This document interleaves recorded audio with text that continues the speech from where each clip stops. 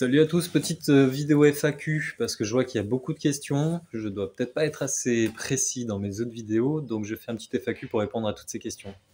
Question 1, comment fonctionne le CESU? Donc tout simplement, par exemple ce matin j'ai travaillé 2 heures chez une personne, je vous mets le lien de la vidéo ici.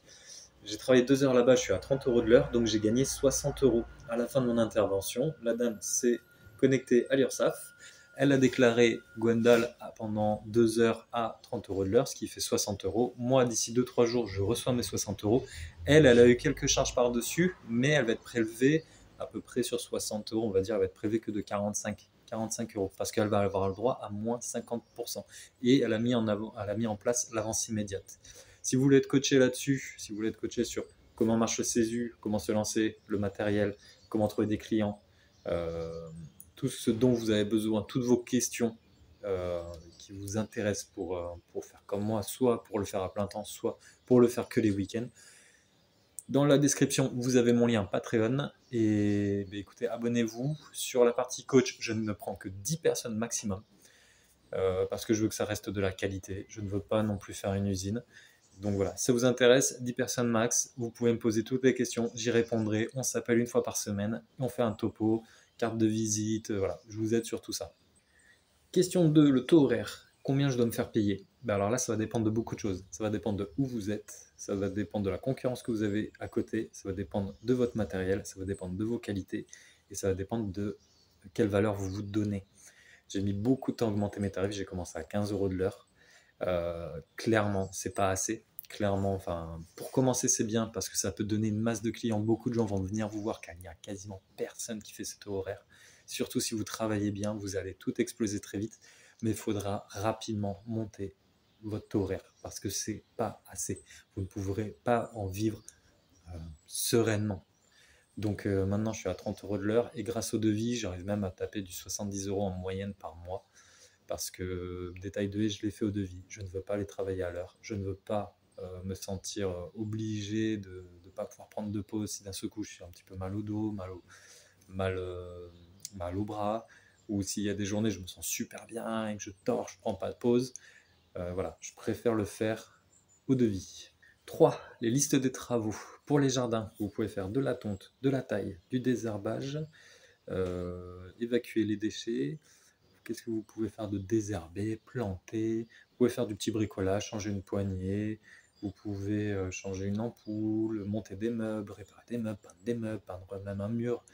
Voilà. Par contre, le bricolage en CESU, il est limité à 500 € maximum pour le client. Vous pouvez faire 10 000 €, mais chaque client ne peut que utiliser 500 € au maximum de CESU pour tout ce qui est bricolage.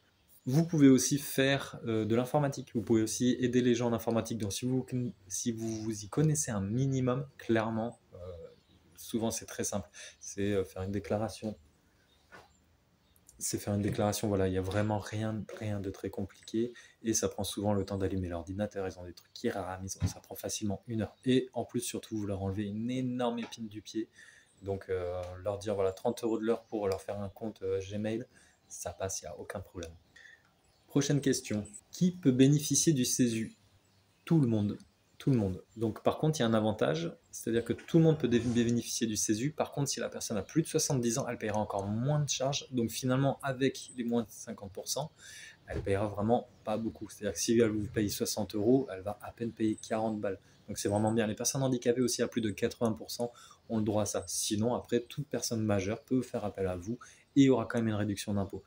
Faites bien gaffe.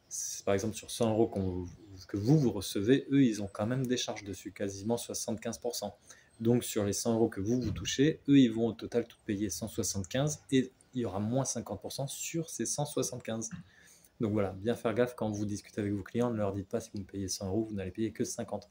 Ça peut marcher avec votre micro-entreprise, mais pas avec le CESU. D'ailleurs, c'est vraiment intéressant si vous voulez monter votre micro-entreprise. Moi, je viens de la monter.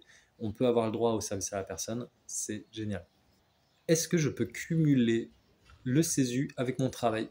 Oui, sans problème. Parce qu'en fait, quand vous êtes en CESU, vous êtes employé par vos clients. Donc en fait, vous n'êtes pas un professionnel, vous n'êtes pas une entreprise, vous êtes juste employé par vos clients. Donc vous pouvez cumuler sans problème.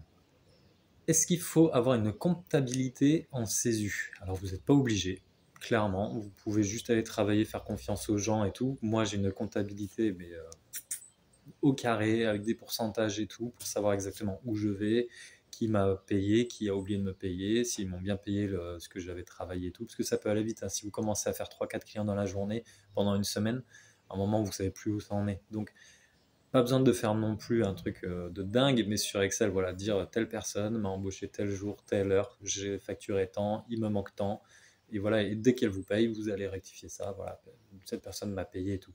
Mais suivez quand même vos comptes. Le matériel. Alors j'ai clairement commencé avec du petit matériel. J'ai commencé avec une tondeuse, un rotophile, un petit souffleur et un petit tailleur. Je crois que pour tout ça, j'en avais eu pour moins de 500 euros.